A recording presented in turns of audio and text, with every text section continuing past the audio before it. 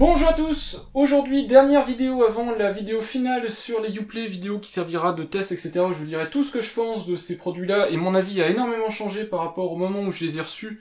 Donc je pense que ce sera intéressant pour vous de savoir mon cheminement. En tout cas, dans cette vidéo-là, j'ai trouvé le clip parfait, le clip vidéo parfait, pour vous illustrer les capacités de ces Uplay. Ici dans un clip vidéo, donc vous pouvez facilement adapter au cinéma, etc. Mais c'est un clip qui change énormément rapidement de lumière et de couleur, donc ça va vous montrer que c'est un produit parfaitement adapté à ça.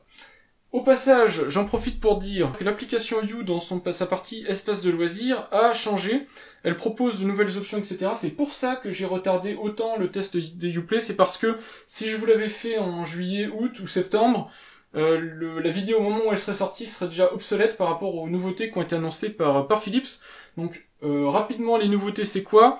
Vous avez la possibilité de régler la hauteur des lumières dans votre espace de loisirs. Donc ici c'est des Uplay qui sont derrière l'écran, donc il n'y a pas grand chose à régler à part le fait de dire que c'est sur les côtés de l'écran. Mais vous pouvez aussi régler verticalement la hauteur donc si vous avez un plafonnier ou si vous avez comme ici une ampoule sur le côté, vous pouvez régler les hauteurs. L'autre fonctionnalité qui est intéressante, c'est le comportement après l'arrêt de la synchronisation. Donc quand vous arrêtez votre session Uplay synchronisée, etc. avec YouSync, eh bien vous pouvez revenir soit par exemple à l'état précédent des ampoules, donc dans la couleur et dans la lumière, enfin dans l'intensité lumineuse qu'il y avait avant, ou alors les couper, ou alors les mettre dans une ambiance prédéfinie. En tout cas, ça c'est des fonctionnalités qui ont été rajoutées, donc que ce soit la hauteur ou ce comportement à l'arrêt qui sont super utiles, et donc qui nécessitait l'attente un petit peu pour que je puisse vous sortir ce test.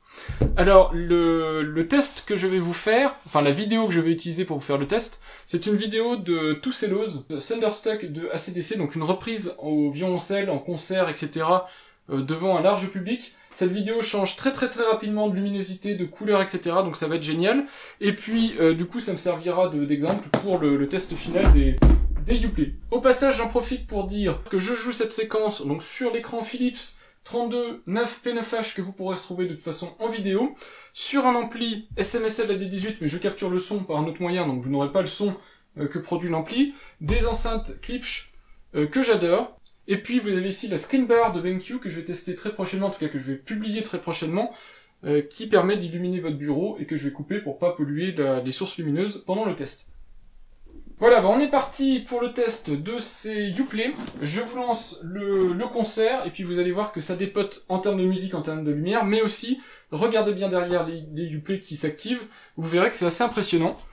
Donc, comme d'habitude, pour lancer les Uplay, j'ai juste à lancer l'application YouSync que vous avez sur Windows 10 et macOS.